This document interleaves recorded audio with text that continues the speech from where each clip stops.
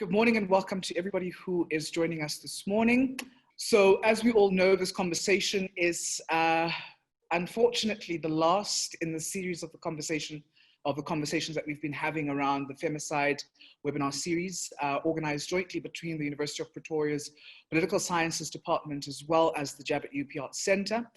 And a lot of the work that has informed what we've been doing has been the concept of the Black Archive. Now, the Black Archive, as has been defined in my own scholarship, is constitutive of the work of musicians, literati, poets, and artists who theorized the fact of Blackness, even as they were excluded from spaces of formal knowledge production in the South African context.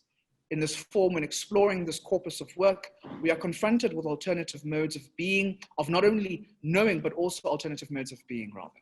Crudely, I am pressing us this morning to consider whether we have made peace with the classification of women as second-class citizens, which is seemingly what the state suggests in the contemporary socio-political reality. We start this conversation using this framework for two reasons. The first is to showcase how the Black Archive does indeed give us new insights and modes of being that are outside of the dehumanizing existence frameworks of European modernity. In the second sense, this allows us to imagine new possibilities, a thread that has defined this webinar series for the time we have held it, with today's conversation being the last in the series. The second point is understood by the work of Diane Victor, or the second point rather is underscored by the work of Diane Victor, which is positioned here behind me, wherein Victor thinks about the potentiality that lies in unlocking the deepest recesses of the mind, where we are forced to imagine what the world will be in a context that is different from the one that we know. Put simply, or probably differently, Diane Victor in this particular depiction invites us to consider what lies untapped in the power of imagination.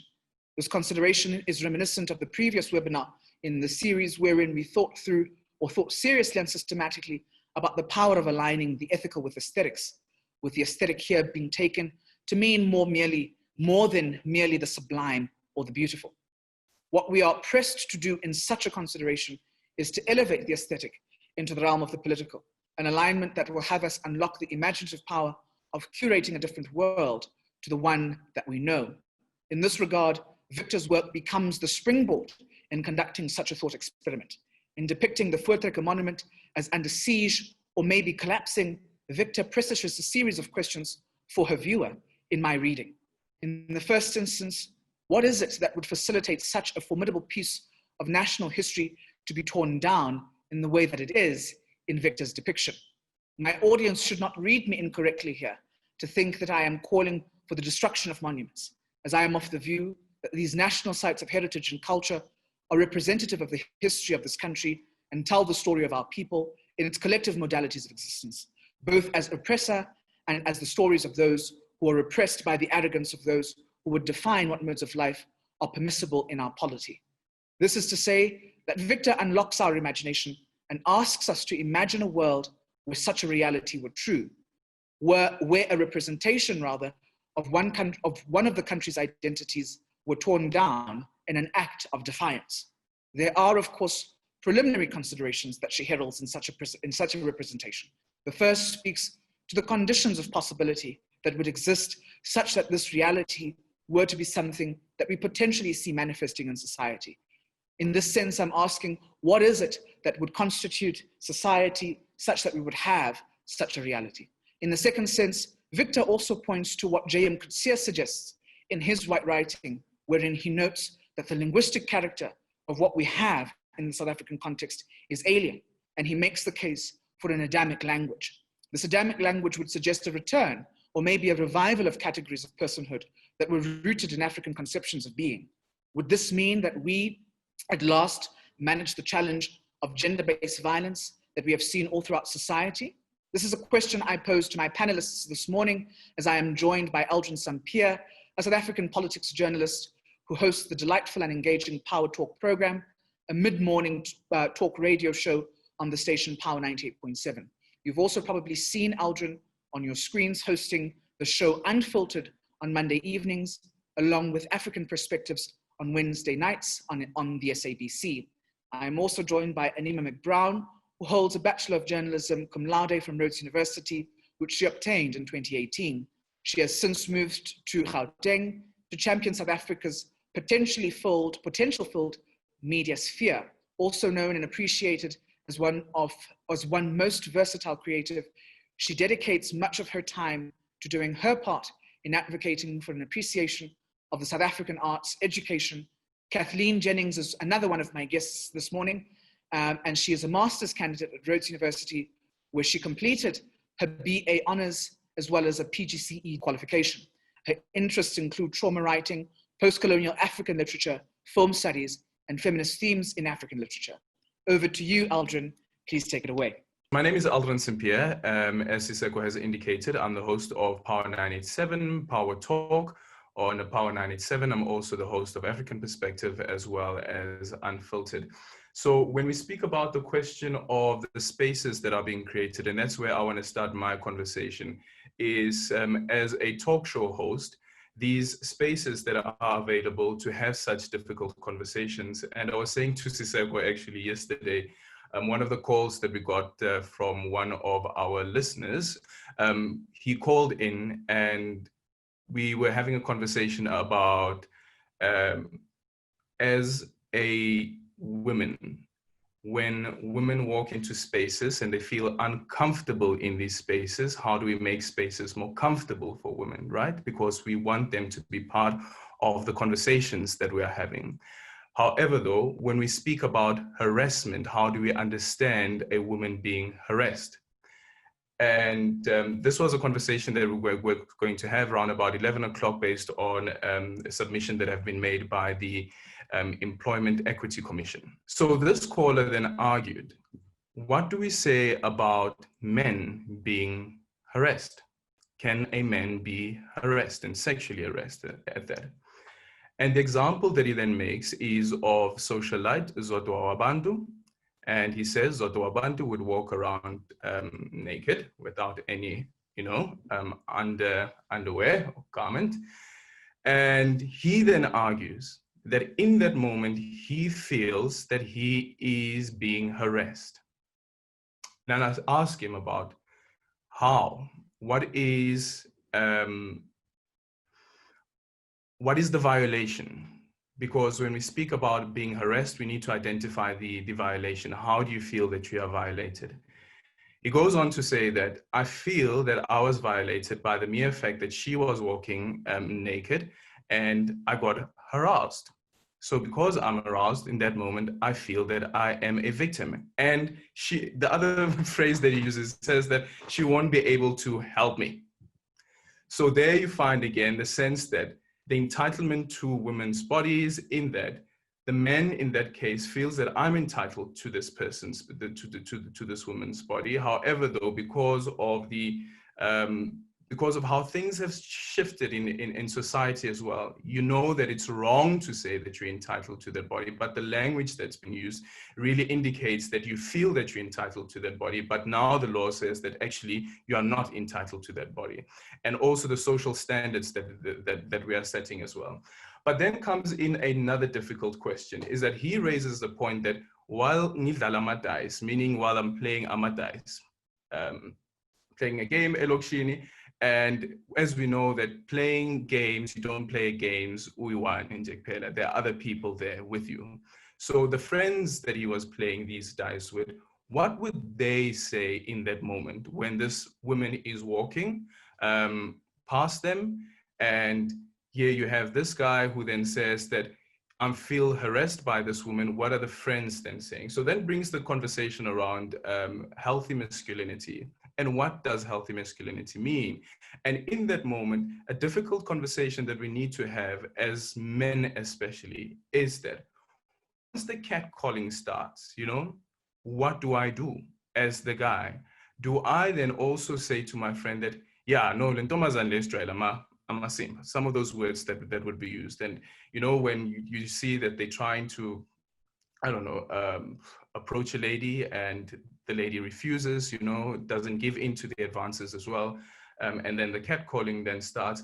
And what do the other guys do? Do the guys then support him? Do the guys also echo the sentiments that he would be making in those moments? And that's the difficult conversation around healthy masculinity. But is it possible to have a conversation around healthy masculinity when you yourself don't understand what healthy masculinity is?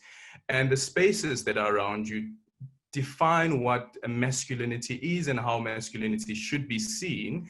And that could be contrary to what we are discussing and how we understand healthy masculinity based on some of the research that has been done and based on some of the readings and some of the academic work that we have engaged on. Then we need to say that when we speak about healthy masculinity, how do we instill this new notions and understanding of what healthy masculinity should be vis-a-vis what toxic masculinity is? And when you get on air, then that's where, Siseko, the difficult other thing is that we have created these spaces and democratized these spaces, including talk radio.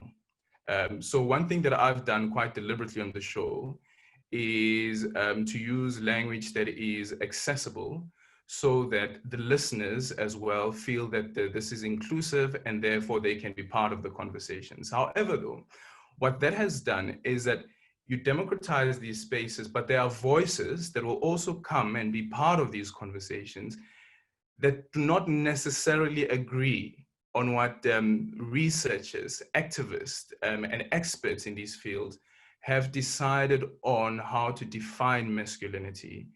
One other caller said to me that, no, you are trying to turn us into women. Why do you want a man to cry? Like, no, nobody's trying to turn anyone into a woman. Just saying that let's be sensitive, let's understand, let's listen more. Let's try to identify and locate ourselves in these conversations, and sometimes these difficult conversations, which sometimes you find that there is that lack of sensitivity as well in the conversations that we're having. But because these spaces have been democratized, how then do we curate these conversations, and do we allow these voices on these platforms as well? So some of the responses that I got from this particular after this particular listener called in was that you have told us that this space should be made available for everyone. So every view that's out there must find expression on this platform, because that's the type of space that you said that you have created. But at which point do we then say, as curators of these conversations, that this far and no further?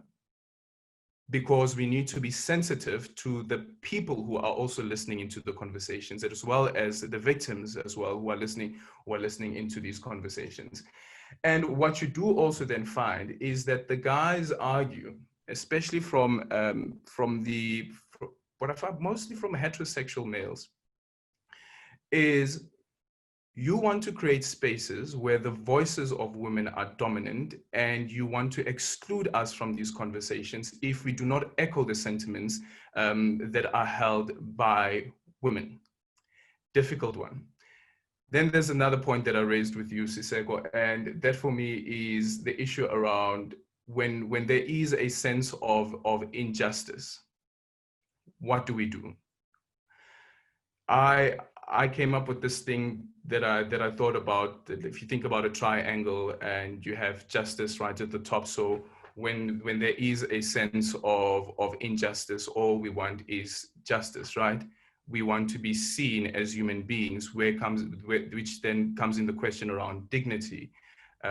When we speak about dignity, when we feel that our dignity has been stripped away, is there a place that we can go to for justice? Then you have an issue around the identity of the individual, because the individual themselves also feel that as an individual, by the mere fact that I am Aldrin Sampear, I am a South African, what are the things that I am entitled to? And I find that especially with guys, speaking of course from a point of view of being a male, is that we feel that there are things that we are entitled to, and therefore that's why, for instance, Siseko can go and run at 4 a.m. in the morning, you know, because he feels that I'm entitled to do this, right? However, though, Siseko does know that there are some dangers that lie ahead. Am I willing to face these dangers that lie ahead? But Siseko is comfortable enough to go and take the run because he knows that these social spaces that are there are more comfortable for him to be in than they are for let's say for Caitlin, for instance. Would Caitlin take a jog at 4 a.m. in the morning? Does she feel safe? There's a point that was raised by the CEO of the Nelson Mandela Foundation, which comes back to that conversation around healthy masculinities as well, is that here you have somebody who's entitled to spaces, feel that they're entitled to spaces, don't even have to announce their arrival. The mere fact that I'm just a man means that, hey, listen, I'm here. I don't have to say, hey, look at me, I'm here. Okay, so he makes the point that even as men fear men. So men would be scared of telling men that you are wrong. So women fear men, men also fear men. When we look, for instance, at, let's make an example about a taxi rank. Taxi rank, there's a woman, catcalling starts again, and she's being heckled and so forth. What then happens? What do the males then say? Do the males then say, no, I'm going to take a step back because I want to avoid any clash? So I'd rather witness all of this happening because men fear men. And that's another conversation that I think that we need to have. And hopefully through this conversation that we're having here, we'll be able to answer that question as well. That are we, I don't know, how do we equip men with the necessary tools and the necessary language, including myself as well, to identify moments in where we can actually teach healthy masculinity and understanding healthy masculinity and what healthy masculinity is. Thinking about this caller who called in, should I have called him after the show, for instance, and have a conversation with him privately about what it is that he said that was quite problematic? Because in that conversation that we had on air, he went over to even speak about when Omama walk past me, I don't get aroused. Oko, when they walk past me, I don't get aroused. But when this woman walks past me, I get aroused. So is there a possibility to have those conversations? Yeah. And then comes the cancel culture. So we all have difficult pasts. Yeah. And we all mess up, including myself. When we have messed up, what do we say as a society to somebody who has messed up? Because remember, basi kwenze ithini is it ngesiZulu ukuthi akunamgqomo lapha ekulahlela khona abantu. So umgqomo lo mawungekho, where we can discard people. And when we have taken a decision as a democracy that we will not have capital punishment, which means that people will go through the correctional services process. And it's quite deliberate that the state decided to use the word correctional services, the phrase correctional services, instead of speaking about prison, you know?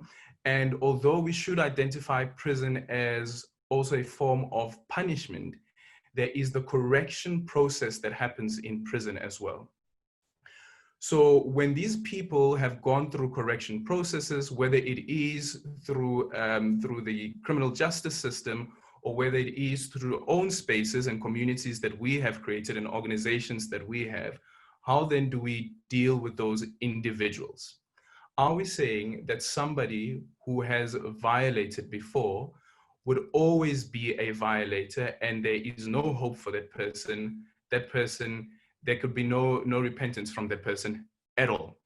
Is that what we are saying as society?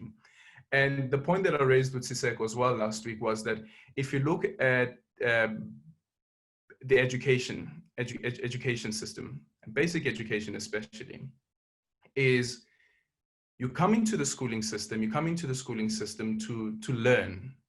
And there are tests that are then run at the end of the year or at the end of the term to see how much you have learned. Then there is the correction process that starts. The teacher comes, they mark where you got something wrong. There would be the correction process that starts where the teacher then explains what it is that the class got wrong or what it is that you got wrong. can't we adopt a similar process that says that everybody needs to go through a process where we say that once you have violated, whether it is the correctional process through the criminal justice system, the correctional process through the organizations that we've created, or even our sense of family, you know, because even amongst our families as well, they also have an opportunity to teach us to do better, to tell us what it is that we have done wrong, and therefore correcting some behavior.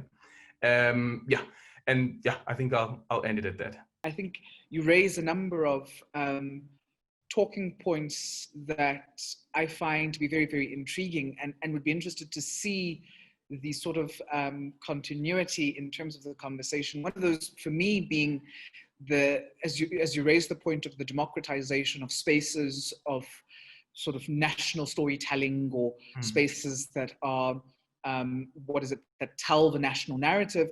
I think about, and this is a question that I have posed to you before, the question of listener responsibility, right? So on the other side of the talk show radio, on the other side, as I am listening as an individual who participates maybe in your show, as somebody who calls in, what responsibility do I have in terms of the contribution that I make, such that I don't incite violence and hatred within society, for instance?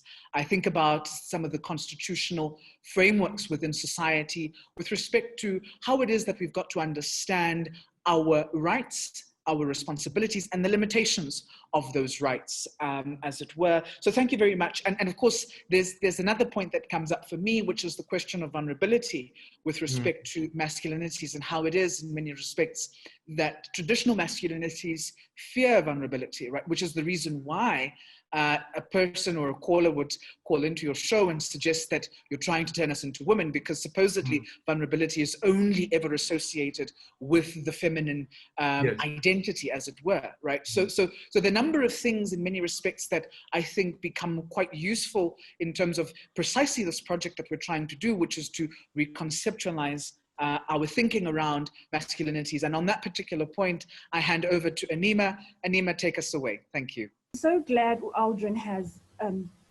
raised points that I was actually going to include in my own contribution this morning. So I'll quickly address those before I move on to my own notes.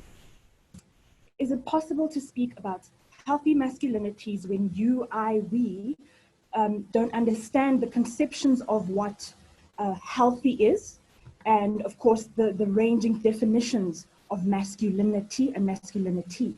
Such an important question, and a difficult one to answer, because my knee-jerk reaction is no, it's not possible. How do you begin to break down and reframe something you don't fully understand, right? And the analogy you give us, Aldrin, is so beautiful, of iskolo as sort of a structure where you go to learn. You fail, you make mistakes, sometimes dismally, and you get delayed in your progress, right? But the school structure has tools in place to catch you up, to get you to a stage where you don't necessarily have to drop out, right? So I'd really love us to hold on to that analogy as Aldrin has presented it. And then when you refer to the caller, you know, the challenging caller you had, and you asked us, what should you have done? Was there a responsibility beyond the conversation, the exchange on air? And another very difficult question. And I want to pose a controversial answer that sort of puts you on the chopping block. I would say yes. I would say I don't know if we should call it a responsibility, because responsibility can very quickly turn into burden. And I'm going to touch on that in my notes later. Should Mr. Aldrin Sampear carry all of the burden, all of the responsibility for every single teaching moment, for every single caller? There's only one of him. That's why the project needs a collaboration and a co-creation of thinking, of bringing ideas to the table, and of course charting some kind of picture for how to move forward. Okay, cancel culture. My goodness, what a social media is a buzz. It's what drives social media at the moment. And again, Aldrin, analogy yako about the schooling system and teaching, right, and correcting is so important, because before you get emotional and want to say yes, cancel culture is the way to go, actually, what I want to co-present and marry with Aldrin's analogy is what I call the reveal, mourn, and heal method, okay? And it's part of the corrective measures. We've got to reveal things as ugly as they are, as deep, as dark as they are. Then we've got to mourn. We've got to cry, all of us. We've got to cry. We've got to get angry. We've got to get disappointed at the fact that humanity, men, black men, whatever we're choosing to focus on, have failed so destructively. And then we start to heal. And then we start to work very, very tirelessly and burdensomely on the project to rebuild. Okay, so those are the conceptions and the ideas I've sort of been marinating on as Aldrin was speaking. So those are the notes that I have for my fellow, and I'll move on to my notes. The important thing for me, fellows, is for us to rethink the questions as i-Mqhayi UP have posed to us. And again, I'm going to be a rebel rouser, and I'm going to ask us to repose the questions because I'm not satisfied with them, okay? The first one, how do we cultivate healthy masculinities, moving away from that historical moment of violence? Not good enough for me. How do men cultivate those healthy masculinities, okay? They are the active agents that we need to change faster than they are willing to, okay? And here I'm talking about the collective. This is not about the individual, it's about the collective, okay? Question number 2, can black masculinities break free from historical trauma and violence? Not good enough for me. Can black men break free from historical violence and trauma? Again, we're making men, the people, the bodies, the active agents, right? Question number 3, how does society address violent masculinities? Not good enough, Magenge. How do men plan to address violent masculinities? It decenters this idea of men sitting on the fray and on the fringes. It decenters this idea that men aren't capable of conceptualizing, of reimagining, of recreating and rebuilding. It puts them right in the center. Of course, there's added pressure. Of course, there's the fear of what if we fail again in public, in front of everyone looking.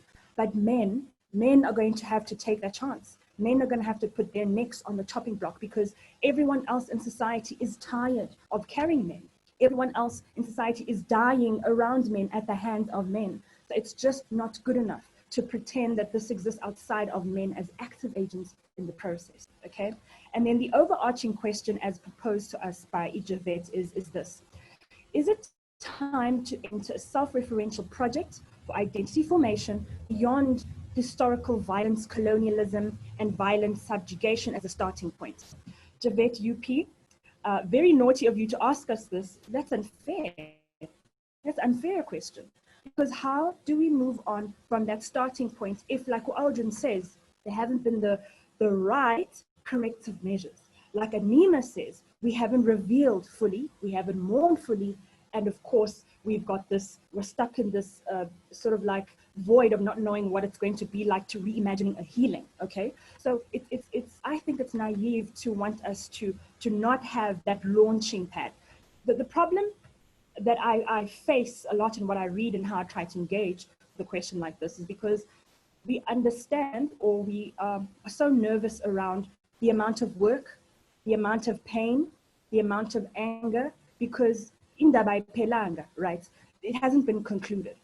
We don't have a sense of consensus or clarity around what history did to us, what we did through history. So that's why we want to sort of avoid the starting point or kind of forget past a certain moment in time or era. No, we've got to go back there and fully confront what it is and how it is we've gotten to this point by our own actions as humanity, okay? But that's for me, these 4 big questions which need to be reposed, rethought, and rewritten and represented so that at the heart of it, whether it's men, black men, whether it's society, whether it's black people, whatever group you're looking or working with, what we're trying to do is we're trying to have active agents of change. We're not trying to make, as concepts, floating ideas that don't have bodies and people and minds that they live in. What if we propose creating the new man?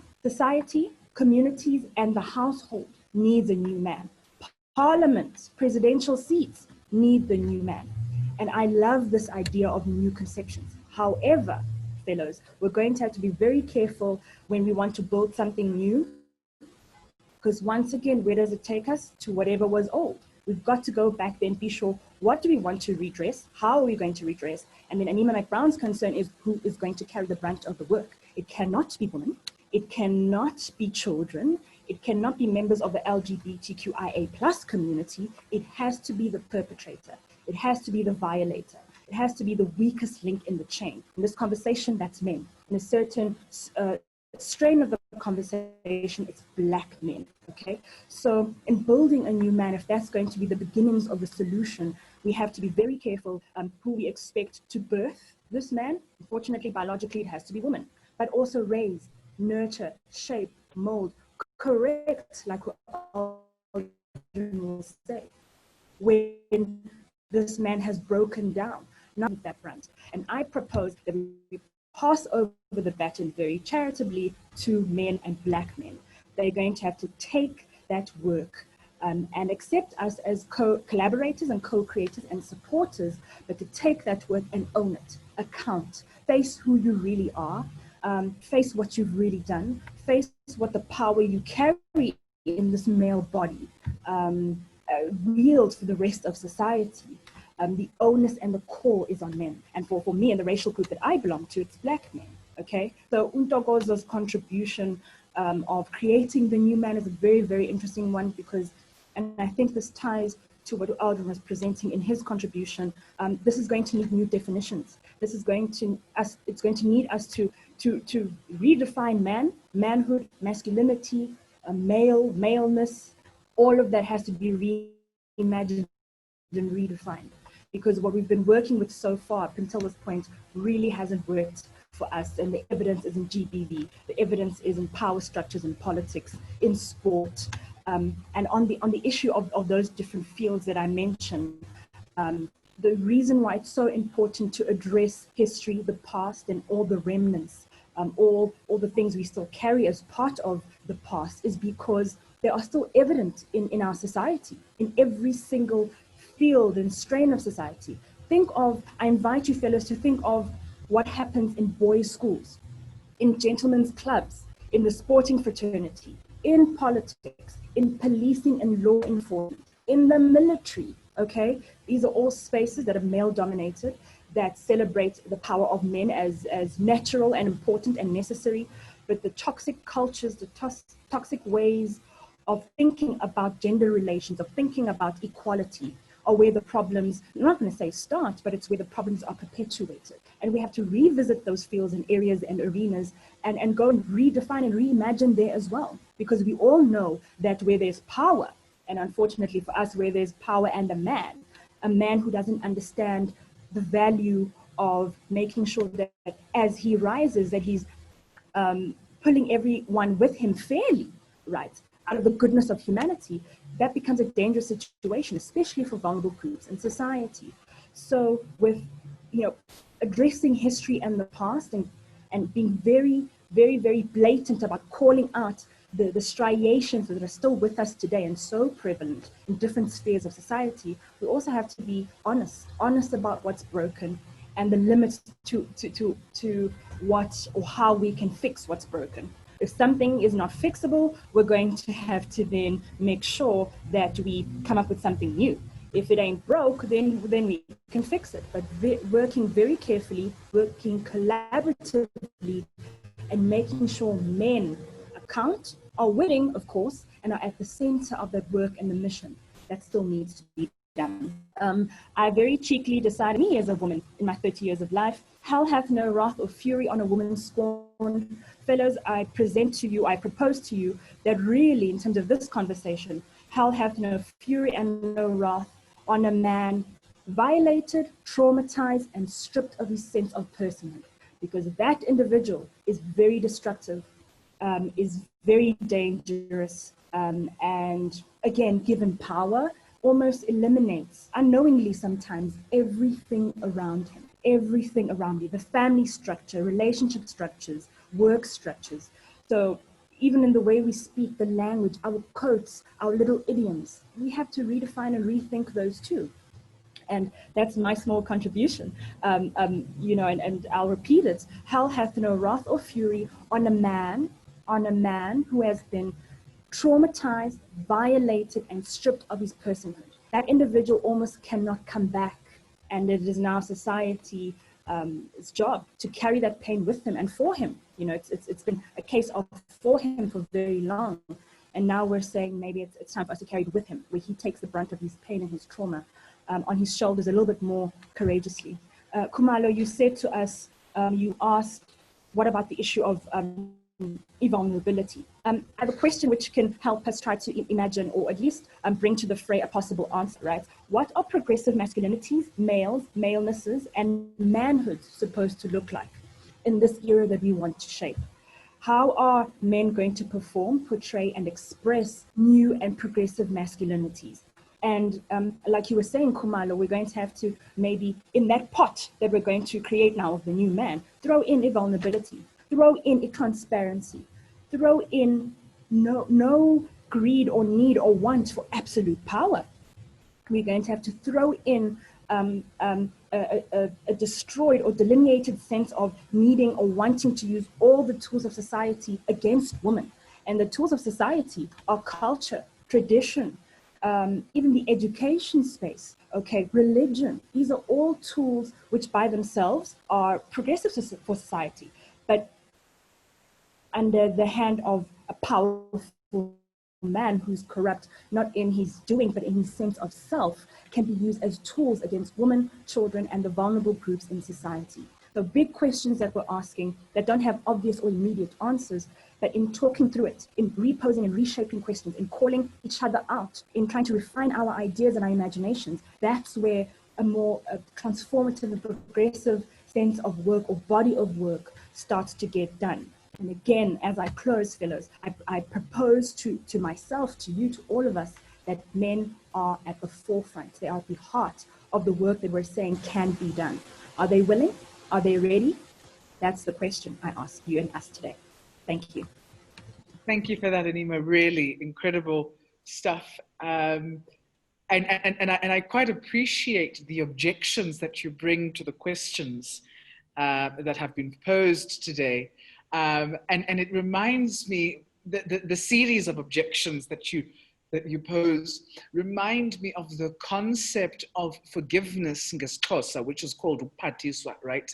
And the reason why, in many instances, I even frame the conversation this morning around the Black Archive and an imploration of the Black Archive is precisely because I believe that within our epistemic and ontological frameworks as Blackness in the South African context, there are possibilities for reimaginations that have not yet been explored. And why do I say this? I say this because if we think of Mahmoud Mamdani's work, for instance, Mahmoud Mamdani has this running thread from citizen and subject to when victims become killers.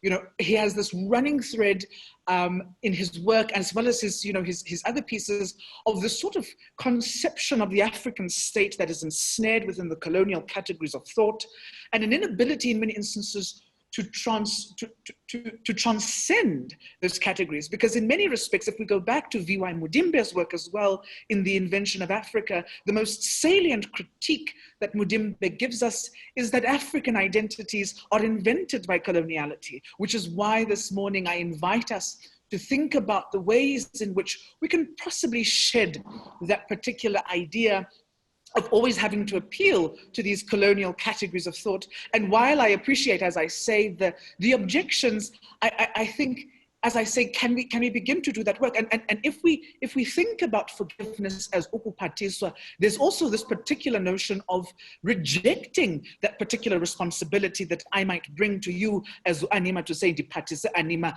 nali ihlazo. You could say, no, thank you, Khumalo, diabulela mntasekhaya, not in this particular moment. So there are those negotiations in many respects that we have to think about, which are indeed rooted in African subjectivities and Black, I suppose, Black ontologies in our context, which have been, I suppose, marginalized because we've appealed quite extensively to concepts of Euro-Western modernity that have altered our ways of being. On that particular note, Kathleen, I invite your contribution, my fellow colleague. Thank you very much. I will be focusing more on the second part of the question.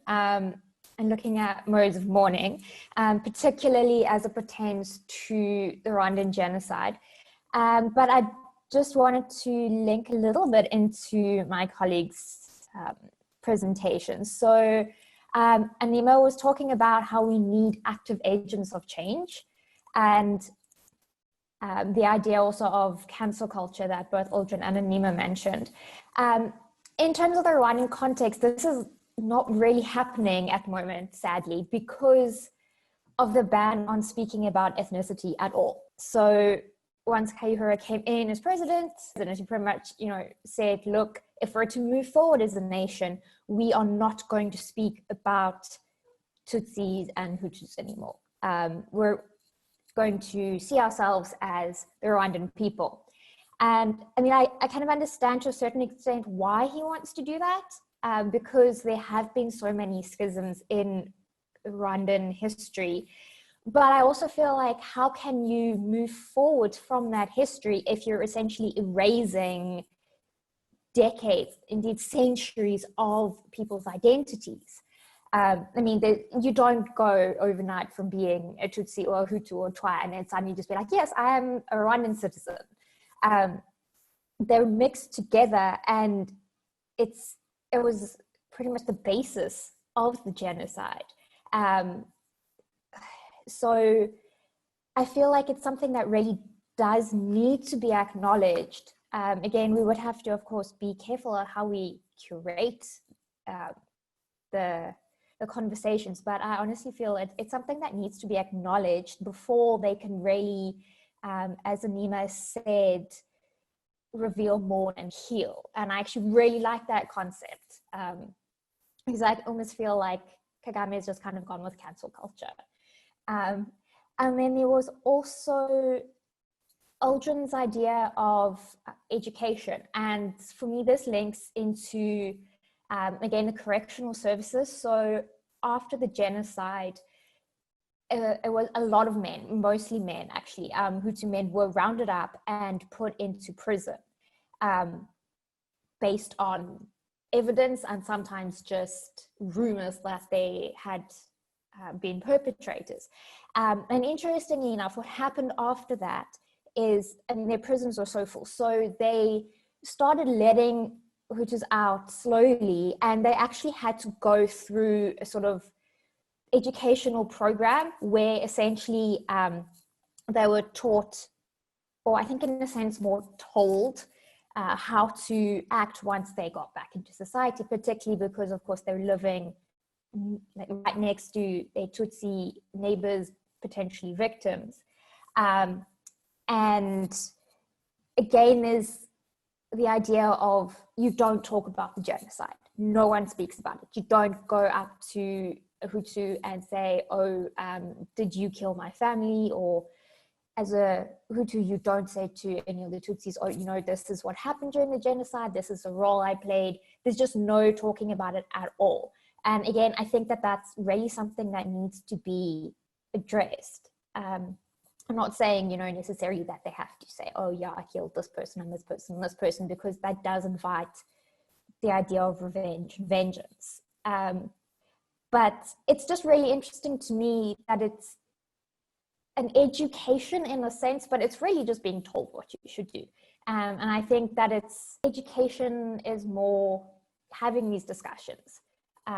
And talking about what's happened, how the genocide played out. And this sort of leads me into my presentation, which is based on Scholastic Mukasonga's second memoir, The Barefoot Woman. And it's also focused or led by Victor's idea of the loss of myth and the assumption that the only valid ways of knowing are logical and linear. And what Mukasonga actually does in this book, I mean, most of it is very much symbolic. She tells about her mom, who she had a very close bond with and who was killed during the genocide. Mukasonga hadn't seen her for 8 years before this, and she was living in France at the time. But as a young girl, her mom would tell her and her sisters a lot of Rwandan folk tales, but Mukasonga chooses very carefully which ones she reveals to us. So there's definite link between what she's talking about in terms of folk tales and what we know about the genocide. She doesn't kind of put it out there for us and spell out the links. We've got to do the work ourselves. And one of the stories that she tells is about a cowherd, a Tutsi cowherd, who one day has to cross the river in a canoe because his cows have suddenly decided that they're going to move to the other side. And in doing so, he actually ends up drowning. And for me, it's very much symbolic of how during the genocide, the Tutsi bodies were just left in the river to float down. And then another one that she also speaks about is the idea of the woman who carries death in her belly. And I think for me that's got two sort of meanings.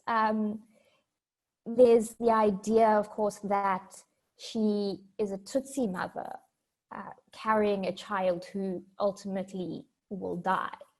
But there's also the idea, I think, of the mother carrying a Hutu child who then brings death. And she uses these stories to show the relation that she has with her mom and the importance, the importance to her of these stories. But knowing what we do about the genocide, we are then able as readers to link it. And I very much appreciate the fact that she doesn't spell it out for us. I think the fact that she's drawing the reader in and forcing us to do the work is allowing us to really engage with what she's talking about, and to look at the fact that myth is still important. Folktales still play a really important role in current society, and we don't just have to look at knowledge production as being facts and this is how history works. But I think for me, the most important as a form of alternative mourning is the entire book is essentially, you can say, a tribute to her mom, but it's more than that. She's drawing on the Rwandan burial culture. And part of this is the daughters will cover their mother's body with a shroud. She actually opens with her mom telling her no sisters this as children, which terrifies them. They then spend almost their entire childhood going, okay, someone has to be watching mom just in case something happens, which of course is not what happened. Her mom then dies 30 years later with no one to cover her body. Mukasonga doesn't even know what happened to her, where her body is. And she carries this guilt of not being able to give mom the burial that she should have. Her mom says to them as children, if you fail to cover your mom's body with this shroud, you will be haunted until the day you die. And you can kind of read it as a literal idea of haunting, like your mom is kind of, how can I say, going to be there in the background going, why didn't you cover me? But I think for Mukasonga, it's her haunting is the fact that she doesn't know what happened to her mom. She feels as though she's failed her mother because she can't give her the proper burial that she feels she deserves. And a lot of this comes from the close bond that they shared. And even in the book, she says, I feel like this is inadequate because I'm writing in a language that you wouldn't have understood. The book was originally published in French and then translated to English, whereas her mom mostly spoke Kinyarwanda. So she still feels like she hasn't really succeeded. But what I find is very, very interesting about the book is actually it's an extended sort of burial for her mother, which maybe she doesn't realize, but she's drawing the reader in. One of the people who are writing about her book actually uses the phrase readers mourners. And I love this idea because in Rwandan culture, it's very much community-based. And when you mourn, it's extremely important to have this community who is mourning with you. One of her friends actually ended up reburying her parents in a cemetery in Kigali, just so that there were fellow mourners who were mourning their own loved ones. And Mqhayi obviously isn't able to do this. Most of her family was killed in the genocide. She had one brother left. And she's now using this book as a way of creating this community. So she is taking her private grief and making it public on purpose, as a means of creating a shroud for her mother, as a means of following also the burial rituals where someone will speak about the dead person and about their life. So that's what she's doing in this book. It's very much focused on her mom and what was important to her mom, the kind of rituals that her mom believed in. And then there's also the burial fire that will burn next to the body for 8 days. And again, one of those writing about her books acknowledged that in writing this, her book actually prolongs that burial fire indefinitely. And every time, I kind of feel like every time someone picks up her book to read, it's sort of giving her mom a reburial in a sense. It's burying her again, but it's giving her those burial rites that Mqhayi felt she wasn't able to give. And it's a very, very emotional read, because she very much draws us into it. She creates us as her figurative community. So when she's wondering what's happened to her mom, you very much feel that. So it's sort of, I think it's a different way of mourning, in creating a community that isn't there literally, but also opening up your private grief to everyone, but choosing to do that. And I think that in terms of femicide in South Africa, that isn't always a choice of the victims' families. It kind of becomes, sort of the victim becomes ours in some way. Whereas, that's not what they're wanting. They want their private mourning. And I think it's powerful that Mqhayi then chooses, she makes this choice. And I think that that's a really powerful way of remembering those that you love and of mourning. Thank you for that, Kathleen. Thank you very much. You touch on a number of components or aspects that I think are very, very important and useful, that have also run through this webinar series. And a lot of people might ask themselves the question of, why is an art gallery, an art museum, doing such a conversation? And the rationale behind it, in terms of the partnership, in any case, between the political science department and the Jabbet UP Arts Center, has been this particular, in terms of my own motivation as the driving conceptual, as the driving conceptualizer of this series, has been the ways in which I have observed a dearth of imagination at the moment in the socio-political landscape in the South African context. Right, we are obsessed with pragmatics, which gives rise to a culture of anti-intellectualism that denigrates the role of the aesthetic, because at the moment, the imaginative capacity of the broader South African society is so caught up in the pragmatic orientation that we are unable to imagine new possibilities. And I think what you do here for us is to showcase the immense power of an aesthetic object, such as a novel, in being able to tell the stories and to be able to imagine the socio-political landscape with respect to such a violent political act, such as the Rwandan genocide of 1994.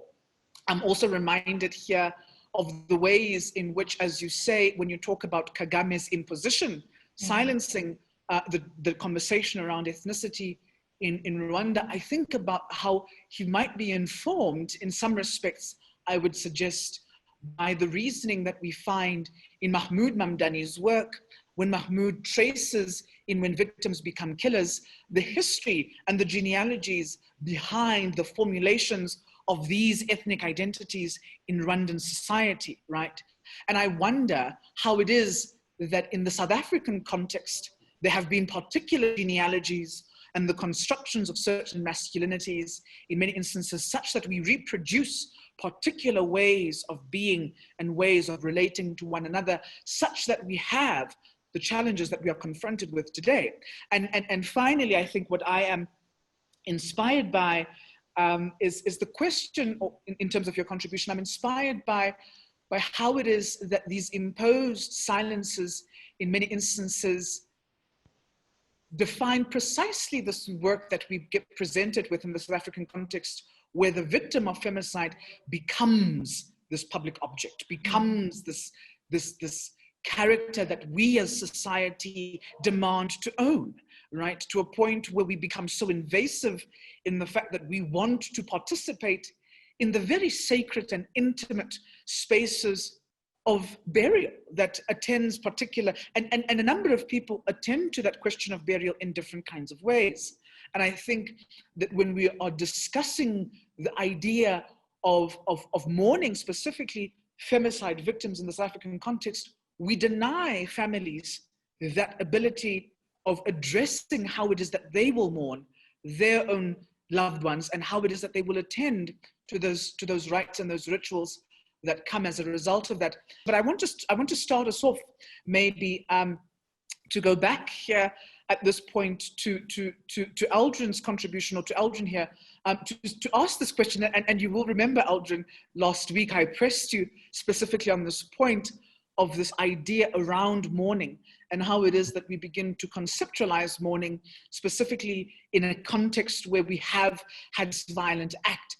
And I wonder if you could share some thoughts here, maybe, which is to say, how do we do that work as we hold in tandem this idea of this public crime that has been committed?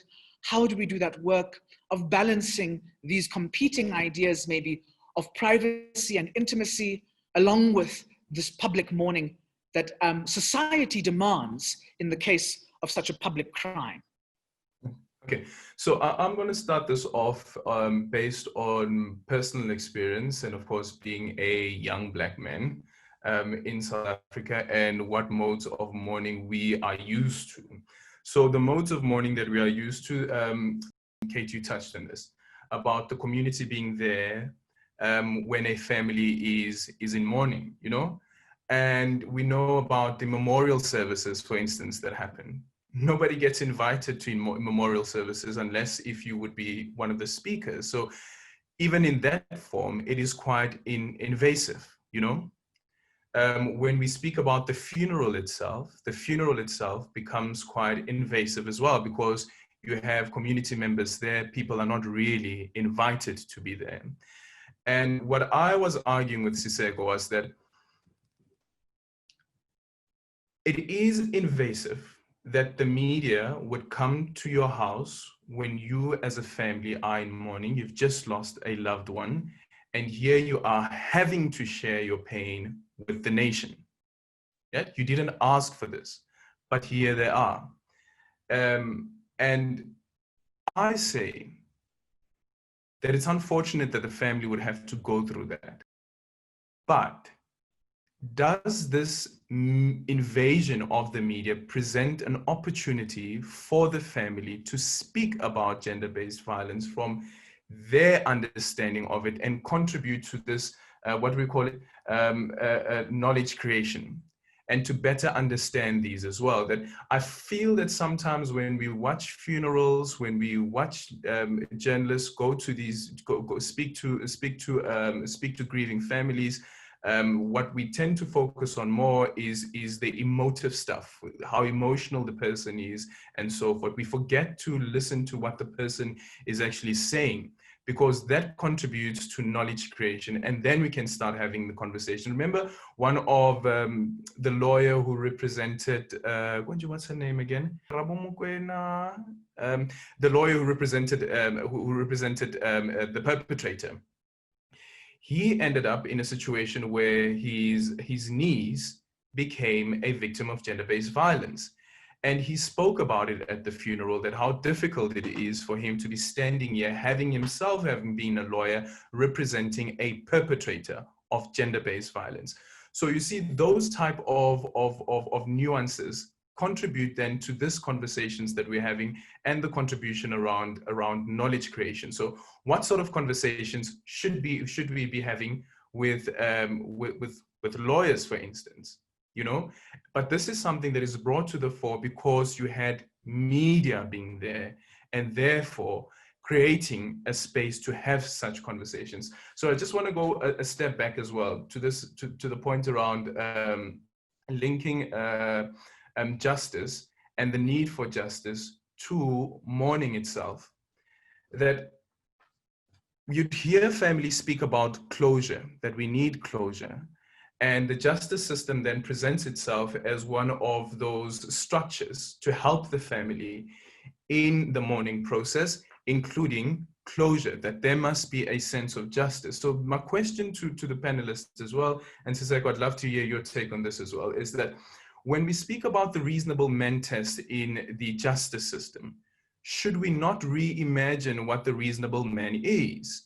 Because clearly the reasonable man that has been created always gets off scot-free, even though the woman would be sitting in the victim would be sitting in the dock, articulating her story and how she's being interrogated, to go along the reasonable men test, because this is what the judiciary expects of the lawyer to do, is to drill this witness, or they call them witnesses, to drill the witness to see whether or not what this person has done would fall in line with the reasonable man test. So shouldn't we reimagine what the reasonable man is, so that then helps us to get to the point of where we say to a family that yearns for closure that, sure, we can help you get there, but to help a family get to that form of closure through the justice system, I believe that we need to reimagine the reasonable man and what the reasonable man is.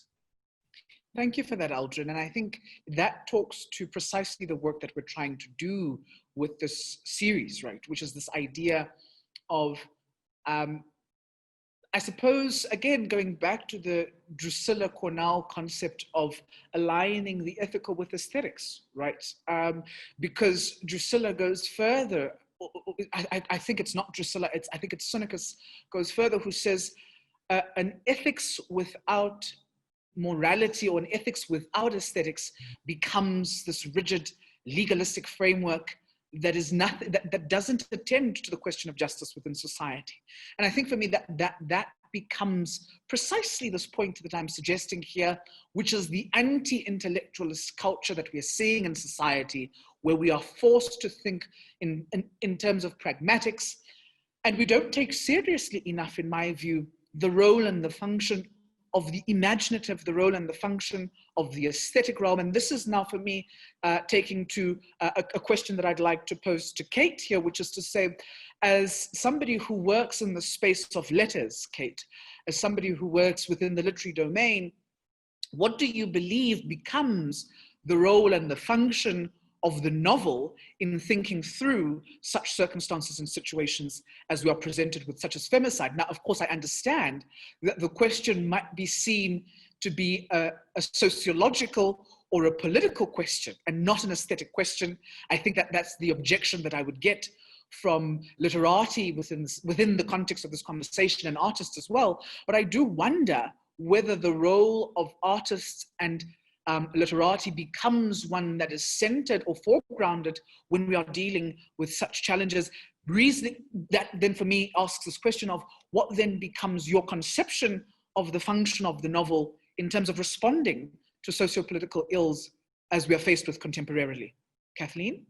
The idea, I think, of the novel as being a rallying call, it's not one that sits very well with me, especially in terms of the genocide. So many of the works aren't written by Rwandans themselves, and particularly from female Rwandan perspectives, sort of going to that as a rallying cry, or you'll go to let's find out about the genocide, it forgets that these are all very subjective. There's a lot of symbolism which can help perhaps in understanding it a little bit better, or sort of engaging with it on perhaps a less academic level. But if you really, I think, want to grapple with what's going on, you need first to have some sort of background, a more historical background, and then go to the novel, the film, the memoir, to understand how the author is sort of interacting with what they've experienced, or what their family has experienced, depending on what perspective they're writing from. And I get that, Kathleen, and I agree with you. And as I say, that's the objection that I get. I'm reminded of Toni Morrison and how she prizes, the aesthetic in the novel, right? The aesthetic component. And the objection we always get, those of us who work in the social sciences and not necessarily in the arts, is to say that we're driving the artist, the writer, away from their primary objective, which is to say that they should be creating. And what I'm not suggesting necessarily here the idea that the novel then becomes the theoretical proposition. I'm rather suggesting that the novel becomes the canvas, right?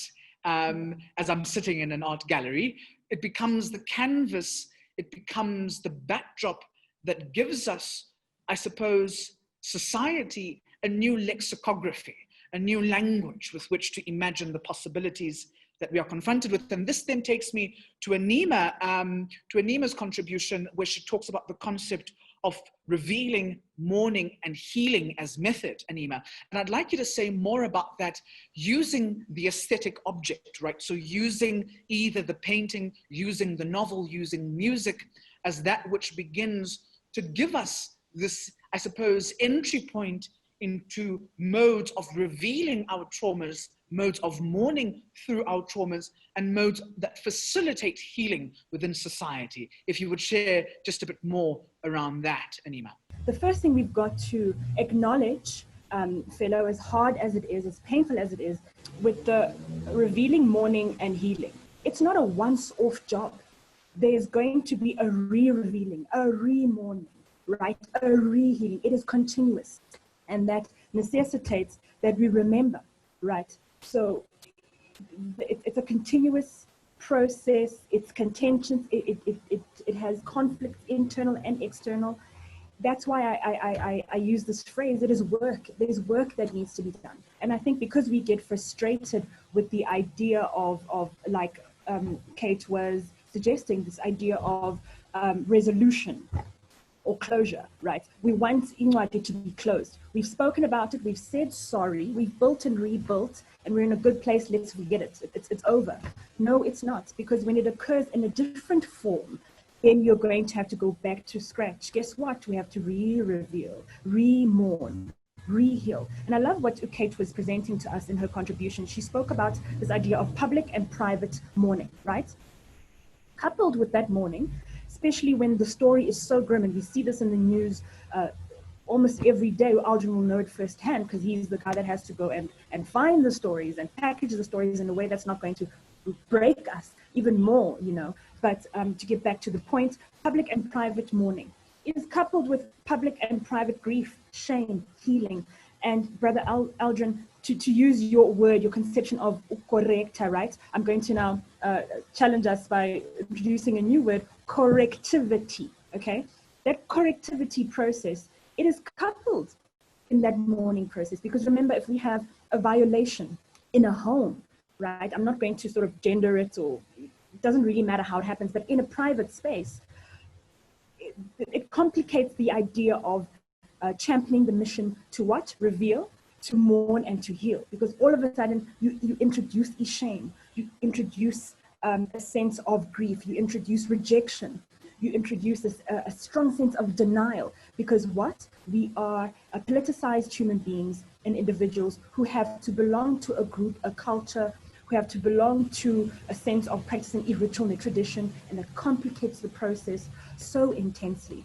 So when we are trying to rally with this idea of the aesthetics, the practical work that needs to be done, and in the theorizing of this work by the people who are going to occupy the relevant spaces, it becomes a multifaceted project that, again, like I said, starts to create a sort of, okay, so who's going to do which part of the work, whose work is heavier, then all of a sudden, certain people are carrying too much and can't take it anymore, they want to pass it over, but the communication line hasn't quite been, solved or negotiated well enough, and then the blame game. And in the blame game, really, we start to see that coming out in e-cancel culture, as we've already presented, because we're so tired, we're so sick as society, as humanity. There's so much we can take that we need it to be resolved, and we need it to be swept under the carpet in a satisfactory manner where there's been relative consensus. These are complicated issues and complicated strains and realms with very obvious limitations and boundaries, which require us to keep sort of like working and going back to the drawing board until we can truly agree that there is a sense of accountability, there is a sense of, okay, we know what the truth is, we know what the facts are as best as possible, and now we can shift into mourning, right, with all its ugliness, with all its darkness. And remember, the more personal the pain and the trauma, the more private the trauma, the harder it is, right? We already know that Aldrin was asking us, the conception of like, okay, if I go for a jog this afternoon, what's going to happen to me? These days, it's happening in your home. And I'd like to actually give us a quote by one of my favorite Canadian-American comedians. Her name is Catherine Ryan, and she very cheekily not so long ago said the following: I feel that men are nature's gun. Okay, that's a very, very powerful statement, an accusation. You are statistically most likely to be killed by the one in your home, right? So it's no longer about the dog outside. It's about the man or the masculine energy. Let's make it an energy conversation. The toxic masculine energy that I live with in my home, right? What does that mean? For men, to have someone tell you to your face, you are nature's gun. I mean, goodness, what does that make you feel? Because just like every other human being, you are a traumatized and violated human being, especially when you're a man who is black, especially when you're a man who is black from a difficult background. Not because that's nature, but because that difficult background was constructed and created by systems and by histories and by past. So it's heavy, it's complicated and contentious, and the limits to what we can and can't do, what we should or shouldn't imagine, are complicated. Thank you for that. Thank you for that, Anima. Kathleen, there was a contribution you wanted to talk to this notion of closure, and I'll give you just a minute to wrap up. Sure. So yes, I just wanted to speak very quickly to the idea of closure. I think particularly Aldrin's notion or he was speaking about sort of going to court, going through a trial, and it's meant to give a sense of closure, and perhaps it does in terms of the person being sort of sent to prison. But I think for the family, for the people affected by the deaths, there's never really a sense of closure. It's something that Mukasonga definitely, the book comes across in that way. She's written it, she's gone through the rights, but there's still no sense of closure for her. And I think it's something that very much is the same for victims of genocide, of femicide. Their families, no matter how they mourn publicly, privately, they never really have that sense of actual closure emotionally. Thank you for that. Thank you for that intervention, Kate. And it takes me to our final consideration, and I'm going to invite each of us to sort of give our summating thoughts around this particular concept. At the moment, I'm teaching Plato's Republic, and one of the concepts that I come across by Socrates is this idea of proper pedagogy. And proper pedagogy, Socrates frames this as the balance in terms of the educational method between the gymnasium education as well as the artistic aesthetic education, right? So he suggests that in order for the soldier to be able to have a tempered existence, to have a certain sense of relationality to the polity that they protect, the soldier is trained both with respect to the art of war and with respect to art itself, to music, a cultivation of the soul that accompanies a cultivation of bodily, physical strength, as it were. And I wonder, and this is the reason, colleagues, that, you know, for me, the idea of aesthetics becomes so important, because in many respects, what we are aiming for, I think, in the cultivation of healthy masculinities is this balance, in many respects, between a healthy soul and a healthy body, as it were. And a healthy soul is cultivated through proper pedagogy, which is trained, as it were, in the art of aesthetics. And I wonder, to begin then with Aldrin, who inspired this thought, I wonder, Aldrin, what you view the role and function of pedagogy, of education being within society in terms of being able to draw on both of these components such that we can have a properly educated citizenry, as it were. Before I answer that, can I ask you, what's the intention of those aesthetics? What is it that they try to achieve? They try, as I say, from a Socratic perspective, in any case, they try to achieve, as he says, a healthy, balanced soul, a nourished soul, right? Such that the individual is both able to relate not only to oneself, going back to Drusilla Cornell's concept of the alignment of the aesthetics with the ethical. She talks about being able to relate to oneself as well as to the other in a non-violent way, right? So it's attempting to create this balance, as it were, within the self, within the soul, from a Socratic perspective. Is Socrates correct in that particular formulation? I am yet to test that proposition. Okay, so recently it's the memoir of u-Mqhayi,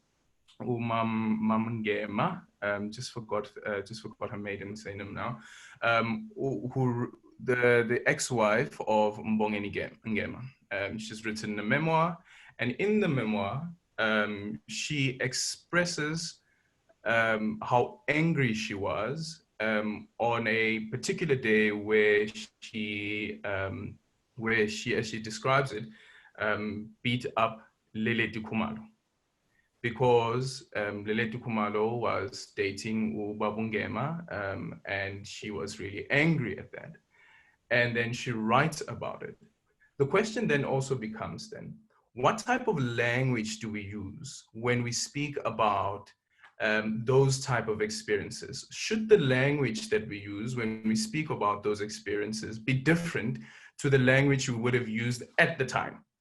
So at the time, I am, sorry for the language now, at the time, I'm fucked up, I'm pissed, I'm angry, I wanna beat up this bitch and whatsoever. So that's the type of language, that's what she was feeling at the time. So during the process of, since that incident took place, up until the moment that you then write this down in your memoir, what sort of language do you use? Should that language be as vulgar as it was back then? Or can you say that I'll use that vulgar, but I'll bring context to that vulgar and also show that how I have moved on from that person that I was? Because it can't just end at the, this happened and this is how fucked up I was, what, and then you just move on.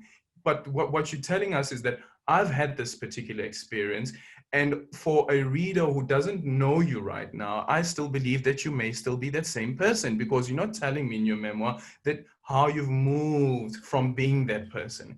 And I think that's very important. But then again, when Asiseko, it goes back to the work that we as the media need to do. Like, you know, when I, for instance, if I have a sit down with her and we have a conversation about her memoir, am I able to push her hard, ask difficult questions, also with the sensitivity of knowing that you are also a victim of gender-based violence?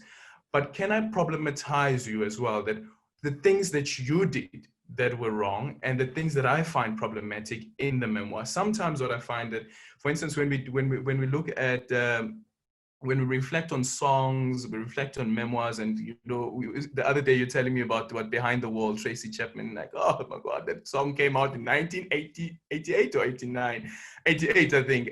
Guys, that song is as old as I am. And Anima, it's older than you. Can you believe it? And that song is as truthful now as it was back then. So what these things then help us to do is to make those connections. Like, why is that the case? Why is it that u-Maqoma would still feel the way that she's feeling as she writes her memoir? Why is it the case that what Tracy Chapman sang of behind the walls still remain relevant even now, as if it was written by a woman an artist who is alive right now? And those for me are some of the questions I think that as a media, and probably, I don't know, with academics as well, whether we can start questioning those type of things. Thanks for that submission, Aldrin. It reminds me again, and I'm sorry to interject you, but it reminds me of that dialogue between Socrates and Glaucon, right? To a point where Socrates, in making his argument for the just city, for the just individual, for justice, suggests that in many respects, we ought to get rid of the ways in which Homer and Hades, for instance, have written about the gods, because the ways in which they write about the gods, the vengeance of the gods, the brutality of the gods, make for an unjust temperance within the soul, within the individual, creating this view of injustice as that which prevails within society. And it's interesting that you asked this question of, should there be this reflective kind of positionality? And some might critique Socrates here by suggesting that, is Socrates advocating for censorship? I'm not too sure, right? But it goes back to what you're suggesting here, Aldrin, of showcasing the transformation within the individual over time, such that when we glean, or when we read these texts, when we read and engage with their thinking, we can be able to glean a certain sense of a just society that is forming, as it were, as a result of their experiences. Anima, over to you, your closing thoughts, ma'am. Aldrin, if we're going to be critical behind Maqoma's back, we're going to say the reason language hasn't changed is because u-Maqoma is still stuck in reveal and mourn. Because once you enter u-heal, transformation, it automatically includes the change of language, the change of the attitude, the change of conception of wrongdoing, of right doing, of correctiveness.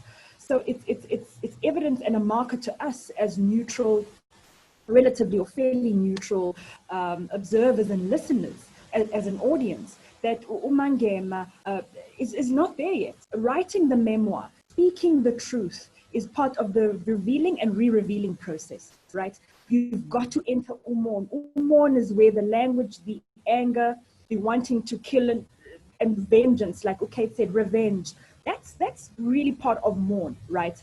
And once that has been worked through, then you enter u-heal. If we're going to use these beautiful frameworks and ideas and imaginations of just today, or at least Ijavet UP's webinar series, everything that's been proposed to us, then we're going to have to be able to sort of pick apart, these conceptions and say, oh, okay, so you know what? On a scale of reveal to heal, u-Maqoma is still in mourn, if we're being honest, because in language I got changed, and that if the language had changed, that would be a marker that we're now in a healing space. Right? So these beautiful imaginations allow us to be able to build. I mean, this is such a beautiful conversation and series, because we are actively building the thing as we go along, as we think, as we sort of try to reshape conception. So that's my response to Aldrin and the issue of Maqoma. And Sego, over to you in terms of your request for closing remarks. It is an exciting time, like any other time in history, like any other time in a contentious era where the social fabric, the human fabric is deeply broken and deeply fractured. An exciting time because the right people asking the questions, attempting to want to find answers that are going to be plausible and work, answers that are going to work for not just a few, but for everyone, for as many people as possible and as fairly as possible. It's exciting to be part of that process. And it doesn't mean that we know it all. It doesn't mean that we're going to get it right. Back to Aldrin's analogy, life is a school, man. These issues are different subjects, okay? You can think of, even if we use the university space, if you think of your different modules, that's what we're doing here. And we're going to have to build and fight and fuss over the frameworks, the guiding frameworks, as we try to rebuild not only the man and the black man and masculinities, but everything else and everyone else around that man, because we're interconnected as human beings, as spirits and souls. And my hurt is your hurt, my pain is your pain. It's part of the understandings of Ubuntu, which is a different conversation. But the continued effort, the continued work, the continued clashing to figure out how we're going to do this and what it is that actually needs to be done. And like I said, who's doing what, where, and how does it feed into each other? That's what we cannot give up on. That's what we cannot, as tired as we are, as burdened as some of us might feel, that's what we cannot give up on, because that's what's going to create change and the transformation that we need to become a healthier society and a people. So that's my contribution. And once again, I say I'm looking for active agents. I'm looking for people in society, including myself, who are wanting to be in the hot seat, confronting, revealing, mourning, healing, re-revealing, we've already spoken about it, a continuous process. Those are the people we're trying to have in the right places, with the right or fair amount of power to bring about or to make a reality some of these imaginations and reconceptions that we've been talking about in the series so far. Thank you for that, Anima. It reminds me of the work of Hannah Arendt, and I just want to read a short excerpt here from Hannah Arendt, where she talks about the function and role of education. And I read this anticipating Kathleen's final submission as somebody who has also existed in that pedagogic space, holding a PGCE.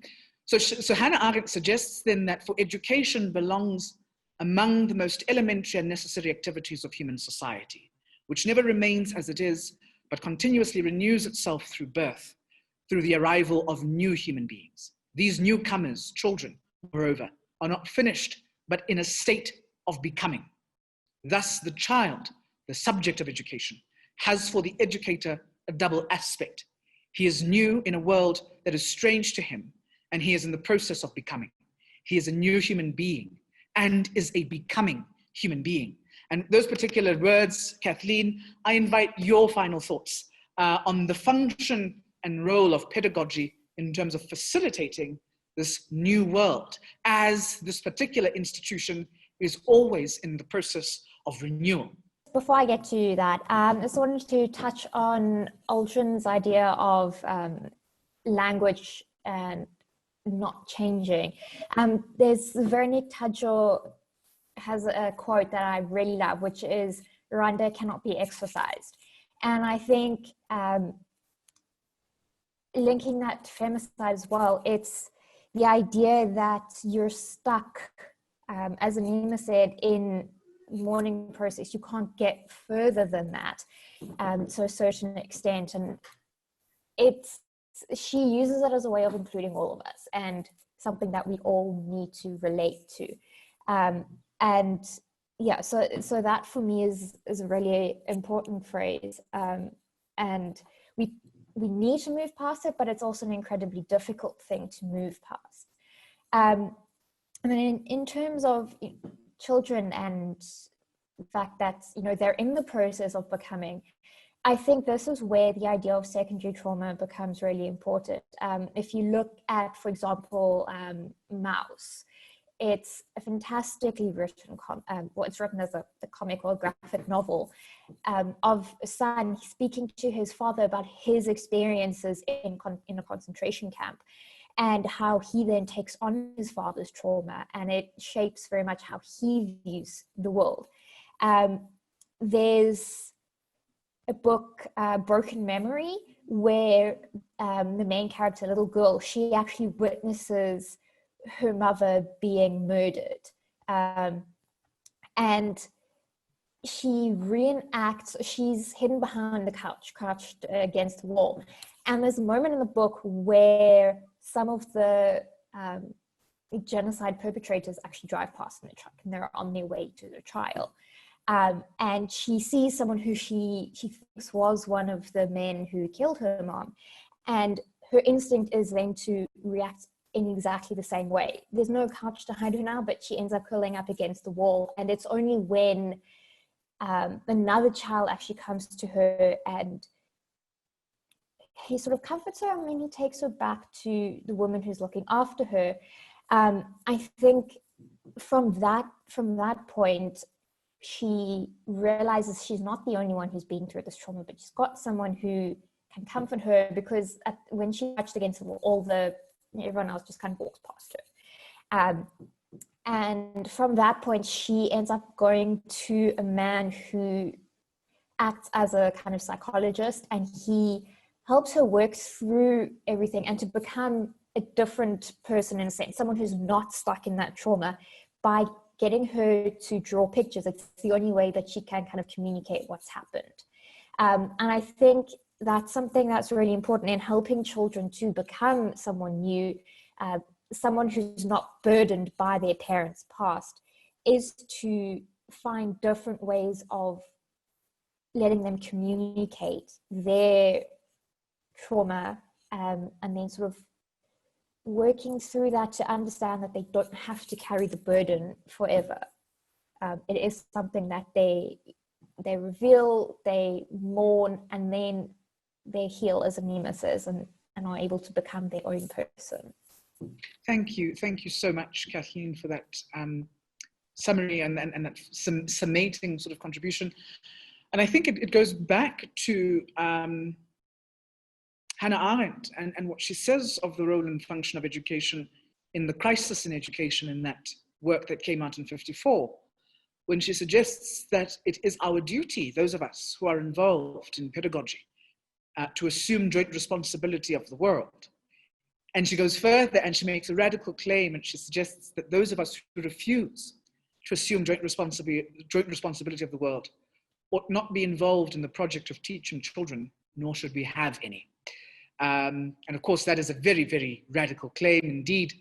But thank you, colleagues. Thank you so much for a really engaging and exciting conversation in this last contribution to this webinar series. I am truly humbled and grateful to all of you for your contributions and for the time that you've taken this morning. Thank you to our audience as well. Thank you so much. Have a wonderful weekend and be safe.